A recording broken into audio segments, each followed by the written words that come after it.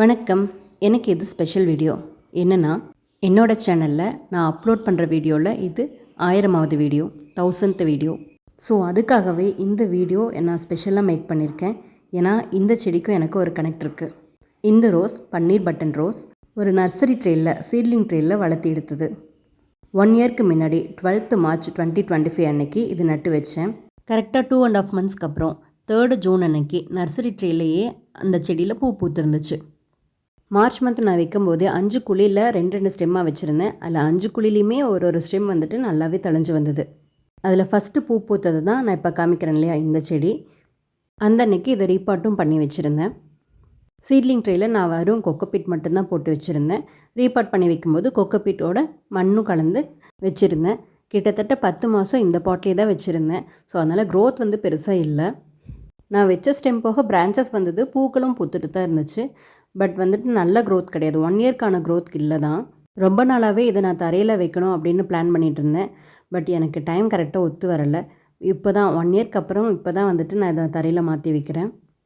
March 30, 2026 இப்போ தான் நான் இதை வந்து தரையில் நட்டு வச்சுருக்கேன்.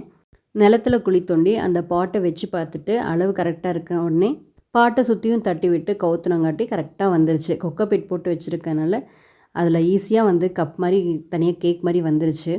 நான் நினச்ச விட க்ரோத் நல்லா தான் இருந்தது. ரூட்ஸ்லாம் சூப்பராக வந்திருந்தது. அதை நட்டு வச்சுட்டு அப்படியே கொஞ்சம் தண்ணியும் விட்டுட்டேன். நான் இந்த செடியை நட்டு வைக்கும்போது இதில் வந்து 2 முட்டுக்கள் இருந்துச்சு. 2 டேஸில் அதுவும் விரிஞ்சிரும் அப்படின்னு தான் எக்ஸ்பெக்ட் பண்ணேன். நான் நினச்ச மாதிரியே சூப்பராக இன்றைக்கி விரிஞ்சிருக்கு. எந்த செடியுமே தொட்டியில் வைக்கிறத விட தரையில் வைக்கும்போது அதோட க்ரோத் செமையாக இருக்கும். ஆக்சுவலாக அதுக்கு வந்துட்டு பெருசாக நம்ம மெயின்டைன் பண்ணுங்கிறதே கிடையாது. தண்ணி மட்டும் நம்ம விட்டாலே போதும். அதுவும் 1 நாள் 2 நாள் விடலை அப்படின்னா கூட ஒன்றும் பிரச்சனை இல்லை. மண்ணில் அந்த ஈரப்பதம் இருக்கும். எங்கள் வீட்டு தோட்டம் அப்படின்னு பார்த்தீங்கன்னா தரையிலையும் இருக்கும், மாடியிலையும் இருக்குது. மாடியில் க்ரோ பேக்கில், பாட்டில், டிஃப்ரெண்ட் சைஸ் ஆஃப் பாட்டில் தான் நான் வச்சுருக்கேன். பட் தரையில் வைக்கிற மாதிரி நான் இது வரைக்கும் சாட்டிஸ்ஃபைட் ஆனதில்லை. இன்றைக்கி இந்த பூ பறிக்கும் போது இருந்த சந்தோஷமே தனி தான். எனக்கு இதோட பெட்டல்ஸ் ரொம்ப பிடிக்கும். ஏன்னா இது ரொம்ப குட்டி குட்டியாக நெருக்கமாக இருக்குது இல்லையா, அதனாலேயே ரொம்ப பிடிக்கும். பன்னீர் பட்டன் ரோஸ் செடிக்கு பெருசாக மெயின்டெனன்ஸே இல்லைங்க. ரொம்ப ரொம்ப ரொம்ப ஈஸியாக வளரும். வருஷம் ஃபுல்லாக பூ இருந்துக்கிட்டே தான் இருக்கும். இவ்வளோ நேரம் நான் காமிச்சேன் இல்லையா, அதோட மதர் பிளான்ட் தான் இது. இந்த செடியிலேருந்து கட்டிங்ஸ் எடுத்து தான் நான் நிறையா செடி உருவாக்கியிருக்கேன். கிட்டத்தட்ட ஒரு 30 செடிக்கு மேலே நான் உருவாக்கியிருப்பேன். 2020 தான் நான் இந்த செடி வச்சேன். ஃபர்ஸ்ட்டு ரோஸ் செடியும் இது தான் நான் வச்சதில், அதுவும் மாடியில். இந்த செடியில் இருந்தால் பாட்டில் வைக்கும் போது என்னென்னலாம் பண்ணணும் அப்படிங்கிறதே கற்றுக்கிட்டேன். இந்த செடிக்கு பெருசாக எந்த ஒரு நோய் தாக்குதலும் வராது. அப்பப்போ ஸ்கேல் டிசீஸ் வரும், பட் அதுவே சரியாயிரும். நான் பெருசாக கேர் கொடுக்கறது கிடையாது. எல்லா நாட்டு ரோஸ் மாதிரி தான் இதுவுமே. ஸ்டெம்மை கட் பண்ணி வச்சாலே தழைஞ்சு வந்துடும். அதுவும் மெலிசான சின்ன ஸ்டெம், அது கட் பண்ணி வச்சாலே போதும். தளவு குச்சி வச்சிங்கனாலே போதும். அடிக்குச்சி கெட்டியான குச்சி வைக்கணுங்கிறதே கிடையாது. நான் அப்படி தளவு குச்சி ஒடிச்சு வச்சது தான் வந்து, அதுவும் அந்த நர்சரி ட்ரேயில் வச்சது தான் இந்த செடி.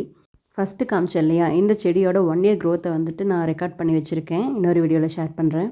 ஸோ இதுதான் என்னோடய ஸ்பெஷல் வீடியோ, 1000th வீடியோ. அதுவும் இந்த பன்னீர் பட்டன் ரோஸோட 1 இயர் ஜேர்னி.